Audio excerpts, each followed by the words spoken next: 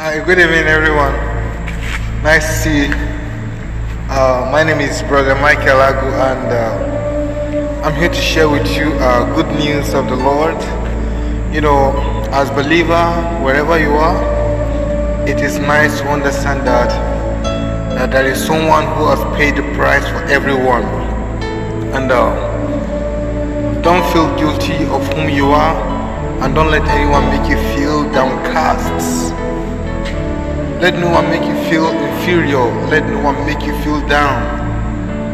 If Jesus Christ can come down from heaven to meet you as a guilty sinner and make you whole, who is that person to make you feel down?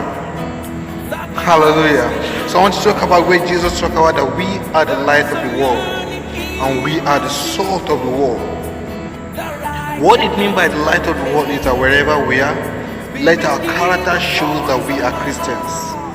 What it shows, let us show that we are different. Let there be show, even in our office, in everything we are doing, let there be difference among other people. Let us not follow the pattern of world. That's what Jesus is talking about, being the light. Let men be asking you, how comes of who you are? Let people be asking you, how comes that this character is in you? Then you have to tell them that it is what? Jesus that is in you. Hallelujah. So wherever you are, just know that you are a light in that place. Don't let anyone make you feel like a darkness. Don't let anyone make you feel down. Just understand that you are there for a purpose. Understand that your life is a meaning. Your life is there to make a change among other people. And being the salt of the world is that you give taste to people around you. That's what it means to be the salt of the world. Wherever people are feeling down, it is your duty to encourage them.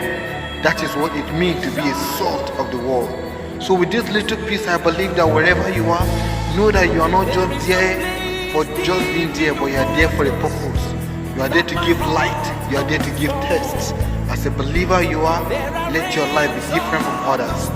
Hallelujah.